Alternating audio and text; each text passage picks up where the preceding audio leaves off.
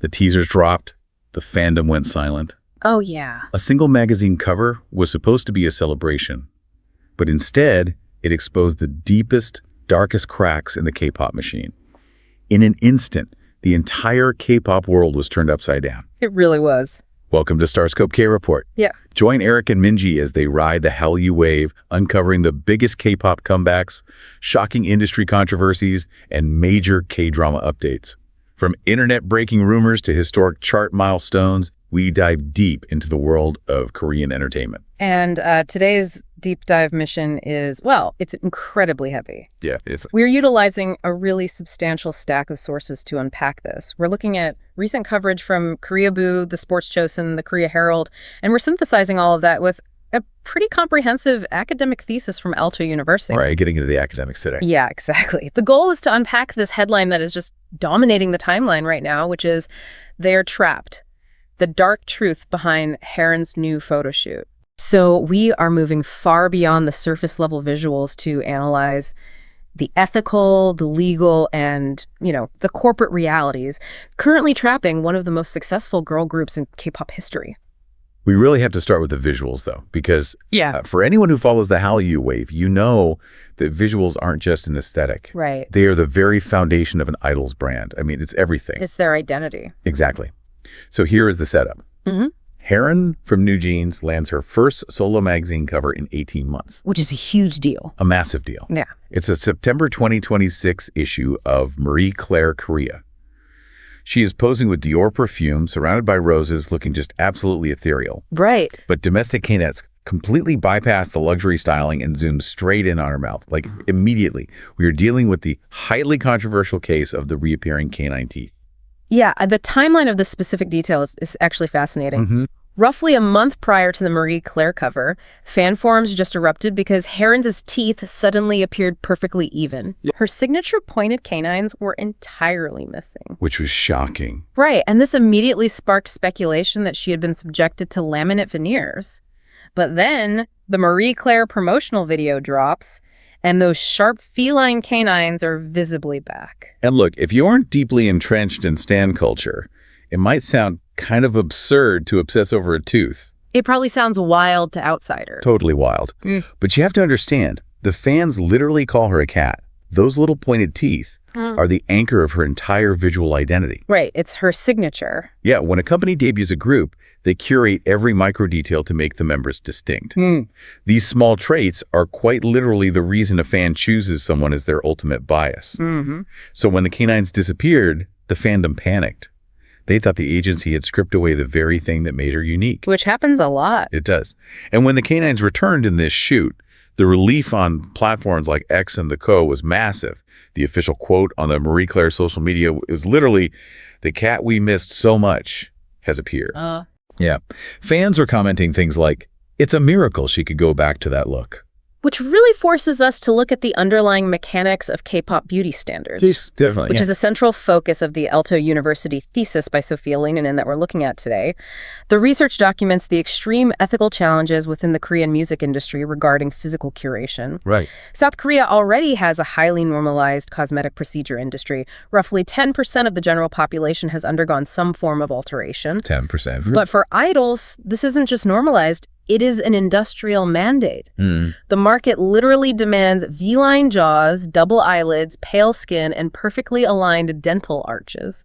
And the idol rarely gets a say in this, right? Like, it's not a young artist waking up and deciding they want a new smile for their comeback. Rarely. I mean, the Aalto thesis cites specific historical precedents, bringing up Hee-jin from the legacy group Super Junior. Oh, right. He has spoken openly about his agency actively pressuring him into double eyelid surgery prior to his debut. The agency views the physical body of the trainee as raw material to be molded for maximum marketability.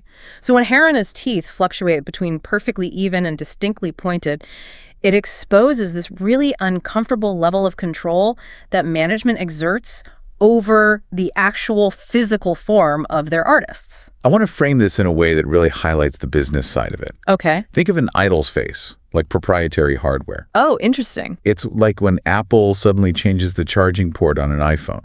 They don't do it because the user asked for it, and the phone itself certainly didn't ask for it. Right. They altered the design purely for corporate optimization and market strategy. You don't own the phone's design, the corporation does. Exactly. So when we see these veneers appear and disappear, it feels like the agency is beta testing her face. That is a dark way to put it, but it's accurate. They are checking the metrics, seeing the fandom backlash, and rolling back the update. It makes you wonder, like, who actually owns her smile? It is a profound question of bodily autonomy versus intellectual property. Where does the human being end and the corporate asset begin? Yeah. Notably, neither Haerin nor her agency, ADOR, has ever issued a statement confirming or denying any dental procedures. The silence itself becomes a strategy, keeping the brand malleable. But the real story isn't actually about her teeth. No, it's not. It has what her agency said about this entire photo shoot that has the fandom ready to go to absolute war. And trust me, it gets incredibly dark. If you love staying updated on your favorites, make sure you're subscribed to StarScope K-Report, because the corporate machinery we are about to uncover is mind-blowing. It really is. The turning point from a visual controversy into a full-blown corporate scandal happened when ADOR released their official statement to Yonhap News. Oh my gosh, this statement. Right. Standard industry practice dictates that when a top-tier artist returns from a long hiatus for a major luxury brand shoot, the agency amplifies the achievement. They hype it up. Exactly. They release glowing PR statements. ADOR Oss's statement, however, read as follows. We received an offer for a photo shoot, and after discussing it with Haerin, we decided to proceed. Just reading that out loud makes me want to scream. It's so cold. It is. If you look at the comment sections on Koreaboo and Kjoy, the international fans and Knets are entirely united in their disgust. Yeah, everyone is on the same page. Fans called the statement snarky and pointed out that it sounds like a teenager making excuses for doing their homework. That's exactly what it sounds like. You have one of the greatest visuals of the fourth generation here. She is a global Dior ambassador. Why is her own label acting incredibly reluctant to even acknowledge her success? One deeply upvoted comment literally read, I wish I could be happy about this, but it just all feels forced because they're stuck at HYBE. And the statement goes further, deliberately neutralizing any momentum. ADOR specifically noted that this magazine feature is entirely separate from any group music promotions. They added that they will only update the public when specific plans are finalized. It operates less as a promotional push and more as a begrudging confirmation of a contractual necessity. I have to challenge this narrative, though. Go ahead. If ADOR is truly this tyrannical and the relationship is fundamentally shattered, why even let Haerin do the Marie Claire shoot at all? That's a good question. Right. If the label genuinely resents the group, wouldn't they just stick her in the infamous Kpop dungeon? We've seen labels block all solo schedules to punish rebellious idols before. Why are they giving her a magazine cover instead of just hiding her away? That is a critical distinction to make. They aren't doing this out of generosity. They're doing it because of Dior. Oh, the luxury aspect. Exactly. Luxury ambassador contracts are intricately tied to the agency, but the brands themselves hold massive leverage. If ADOR were to suddenly block Haerin from fulfilling an exclusive high-fashion editorial that was likely negotiated months, if not years in advance. Right, because fashion moves so slow. Exactly. They wouldn't just be punishing the idol. They would be breaching a contract with one of the most powerful fashion houses on Earth. Oh, wow. So the label engages in malicious compliance. They fulfill the absolute bare minimum required by the external contract, but they strip away all the internal PR support, hype, and celebration that normally accompanies it. They are starving the fandom without legally starving the corporate partners. Precisely the mechanism at play. And this brings us to a darker section of the Aalto University research regarding what are historically termed slave contracts. Yeah, that term gets used a lot. It does. The thesis doesn't just list the grueling conditions K-pop idols face. It explains the psychological purpose behind them. Take the notorious paper cup diet, where a trainee's entire daily caloric intake must fit inside a small paper cup. Which sounds like a horrifying aesthetic choice to maintain the V-line jaw. It achieves that aesthetic, but the underlying mechanism is control. Combine severe caloric restriction with 12 to 15-hour daily training regimens. It's just abuse. When a human being is physically exhausted and chronically underfed, They lack the cognitive energy to rebel. They cannot fight management over creative direction or unfair contract terms. Oh my gosh. The physical exhaustion is designed to break down psychological resistance, ensuring absolute subjugation to the agency's narrative. That is deeply unsettling. It's physical control manifesting as legal control? But surely, if the environment is this toxic, there has to be a breaking point. Why can't they just buy out their contracts and leave? They tried. Right. And the consequences of that attempt are staggering. Later in the deep dive, we'll uncover the $1 billion penalty, the failed rebellion, and the massive corporate fraud investigation involving hundreds of millions of dollars that proves exactly what they're up against. Hit that subscribe button so you never miss a KT update as this legal drama continues to unfold. Because the timeline of how we got here reads like a thriller. Let's rewind to November 2024. Okay, setting the stage. NewJeans called an explosive emergency press conference. They bypassed their management entirely and attempted to unilaterally terminate their exclusive contracts with ADOR. Which was completely unprecedented. Totally. They cited severe mistreatment, deliberate miscommunication, and a total failure by the company to protect them as artists. It was a watershed moment for the industry. However, the legal system forcefully shut the rebellion down. Yeah, they really did. In October 2025, a court ruling upheld the validity of those exclusive contracts, legally binding the members to ADOR. But the most crucial detail of that ruling was the implementation of indirect enforcement penalties. What exactly does that mean in practice? Because it sounds like legal jargon for a ransom. It functions exactly like a financial detonator. An indirect enforcement penalty means the court isn't just saying you must stay. They are attaching a preemptive fine to any future disobedience. Wow. If the members attempt to promote independently, sign with another agency, or release music without ADOR's explicit approval, they face an automatic fine of 1 billion Korean won per violation. Let's put 1 billion won into perspective for the listener. That is roughly 700,000 USD. Per violation. Every single time they violate the order. If Haerin were to post a single unsanctioned TikTok dancing to a new song, that is $700,000 gone. Just poof, vanished. That is an entire house vanishing with one tap of a button on a smartphone. It is a complete financial hostage situation. They quite literally cannot afford to speak. Which perfectly explains the incredibly fractured and messy way the group was forced to return to ADOR in November 2025. That was so hard to watch. The return did not happen as a united front. The two youngest members, the Maknaes, Haerin and Hee-jin, announced their return through ADOR's official corporate channels.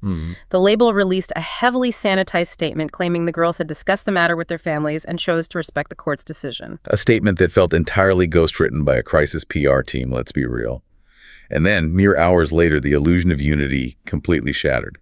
Minji, Hani, and Danielle, the older three members, ignored ADOR entirely. Completely bypassed them. They used an external, independent legal firm, Handle Law Corp, to unilaterally announce their own return. And the excuse they gave for why they didn't coordinate with the Maknaes was totally bizarre. Oh, this part is wild. They claimed the delay was because one of the members was traveling in Antarctica. A claim that ADOR responded to with chilling bureaucratic detachment. The label publicly stated they were verifying the sincerity of the older members' intentions. Ouch. That phrasing is deliberate. It publicly exposes the fracture, signaling to the industry that the label does not trust its own artists. And that fracture is the most heartbreaking part for the fandom.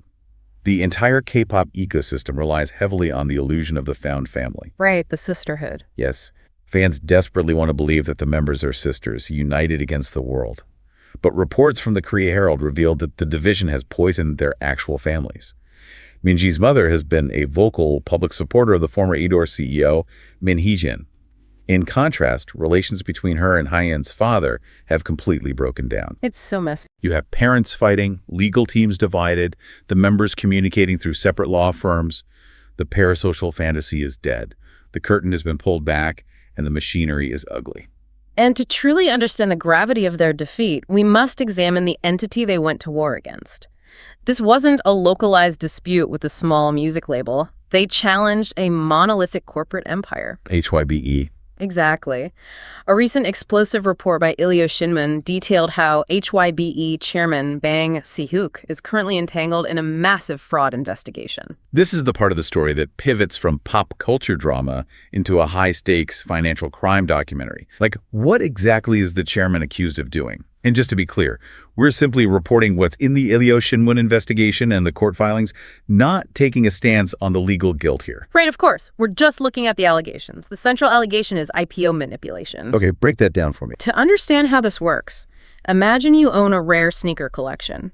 You convince all your friends that the sneakers are worthless and that you have no plans to ever sell them, so they sell their shares of the collection to you for pennies. Shady, but okay. Then, the next day, you take the collection to a global auction, the value explodes, and you pocket millions. According to the investigation, in 2019, Chairman Bang allegedly assured early investors there were no plans to take HYBE public. Oh, I see where this is going. Based on that information, investors sold their shares to a private equity fund called Eastone PE. In 2020, HYBE goes public, the stock price skyrockets, Eastone PE makes a fortune, and authorities allege Chairman Bang took a massive, secret, prearranged cut of those profits. Wow. And the courts are actually moving on this, right? Like they aren't just allegations anymore. Far from it. The Seoul Southern District Court recently froze a combined 106 billion KRW, which is roughly 75 million USD in assets belonging to officials from Eastone PE. $75 million. Yeah, and furthermore, they froze 111 million USD of Chairman Bang's personal assets. Oh my God. We are looking at a combined $183 million in seized assets tied directly to this alleged backdoor equity scheme. So let's look at the immense power imbalance here. It's staggering. On one side, you have these young women who have been conditioned since childhood through paper cup diets and 15-hour training days to be perfectly compliant. They try to break free. And on the other side, you have a corporate titan who is allegedly moving hundreds of millions of dollars in secret financial networks. Right. And the legal system looks at this dynamic and decides to hand the corporation a $1 billion penalty hammer to crush the artists with. It vividly illustrates the ruthless architecture of the environment. And tragically, this aligns with the darkest chapters of the Aalto University thesis, the sections focusing on the severe mental health crisis within the industry. The research explicitly references the devastating, fatal consequences of this psychological pressure, citing the losses of idols like Jonghyun and Moonbin. The relentless commodification of the human being takes an unimaginable toll. It is a devastating reality. You have Haerin trapped in this toxic corporate war zone. She is legally barred from speaking out, separated by lawyers from the bandmates she grew up with, watching her parents' generation tear each other apart over contracts. Exactly. And despite carrying the weight of that psychological trauma, she is legally compelled to show up at a studio, put on Dior perfume, and smile flawlessly for the cover of Marie Claire. I can't even imagine. The cognitive dissonance between her internal lived reality and the external pristine image she is contractually forced to project must be agonizing. It redefines what it means to smile through the pain. Yeah. And you look at that magazine cover now, knowing the mechanics of the $1 billion penalties, the frozen assets of the chairman, the separate law firms, you don't see a fashion editorial anymore. No, you don't. You see a mask. That synthesis encapsulates everything the sources have revealed today. The intense micro-scrutiny over Haerin's teeth, whether the canines were filed, veneered, or restored, is merely a symptom of a much larger systemic pathology. It's just the tip of the iceberg. Right. It represents an industrial machine where every single aspect of an artist, down to their very dental structure, is monitored, managed, and weaponized for monetization. It is a beautiful mask deliberately obscuring a fractured group, trapped by ironclad contracts, suffocating financial penalties, and a deeply divided fandom. It permanently alters how you consume the product. Right. Once you understand the sheer force of the machinery operating in the dark, you can never look at a comeback, a music video, or a glossy magazine cover the exact same way. The parasocial contract is permanently broken. Which leaves us with a critical question to consider moving forward. If an idol's very physical identity is treated as corporate property, and their contracts remain legally ironclad even when all human trust and goodwill have been completely annihilated, are we currently witnessing the absolute peak of the global Hallyu wave, or are we watching the breaking point of its ethical boundaries? You've been listening to StarScope K-Report, where Eric and Minji bring you the stories shaping K-pop, K-dramas, and the global Hallyu wave. Thanks for tuning in, and don't forget to subscribe for more stories that keep the stars shining.